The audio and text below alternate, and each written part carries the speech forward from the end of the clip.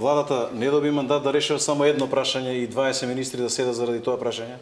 Владата доби мандат да им го подобри животот на граѓаните, патем и да се обиде да ги реши сите горливи спорни прашања кои што и тежат. И трето, страхотно погубна е тезата да очекуваме дека овој народ ќе го биде или не ако влезе во НАТО или почне преговори со Европска унија. Ако Израел така размислуваше, ние ќе бевме во неврат уште многу одамна. Не е нож под грло. Не смееме да го плашиме народот дека ако не влеземе во НАТО сега во јули или ако не почнеме преговори со Европската унија, готово е, нема да не биде. Не е точно. Има безброј латерални решенија, ако малку само размислат и ако малку консултираат или се советуваат со умни луѓе, ќе ги најдат тие латерални решенија. И има латерални решенија.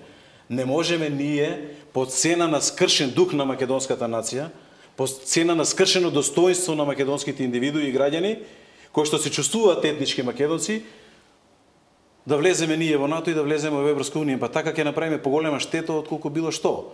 И трето, ние сме обстоиле во Турско 500 години, не газеле, не палеле овде, не уништувале, па сме обстоили и сме се задржале такви какви што сме. 100 години српско не владеело овде, не газела српска чизма, па сме имале трауми и не знам што.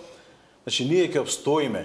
Не е прашањето дали ќе не биде или нема да биде. Ние покажеме виталност како држава, па и како нација и како граѓани на оваа територија. Уште се извино.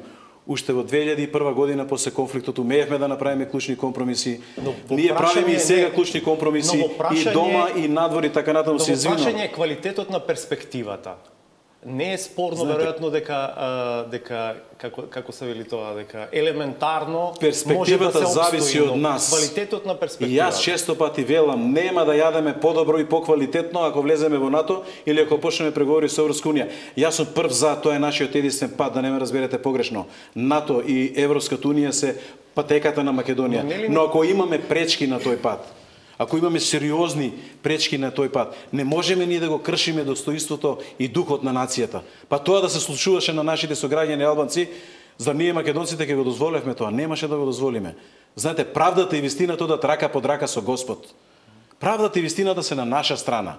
Ја вчера во една дебата кажу, ајде еве вие сте доктор на политички науки, знаете како одат преговорите. Ама нема правда во меѓународни односи. Има интереси, има моќ. Да, ама има и умешност, има и вештина, има и техники и знаење на преговори, има теорија на решавање на конфликти, има теорија како се преговара и така натаму. Вие не можете да дозволите 4 се горливи прашања за името, така? 4 се. Првото беше името, географска одредница да ставиме дали на уставното име или до зборот Македонија. Ние велевме на уставно име, Грција велеше на зборот Македонија.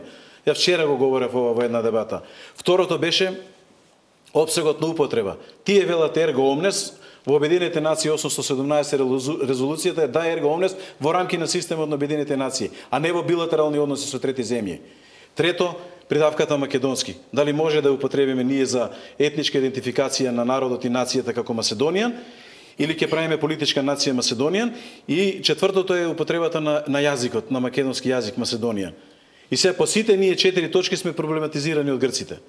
По последните знаете, балансирани преговори во техники на преговарање се вие ќе добиете 2, вие ќе добиете 2 и подеднакво ќе бидете или нема да бидете задоволни. Тоа е договорот. Тоа е договорот. Дали сте вие сигурни? Етничките македонци никој не ги спори дека постојат како група, македонскиот јазик како Македонијан не е спорен. Дали сте сигурни? Имате написано? Не, немам написано. Апропо темата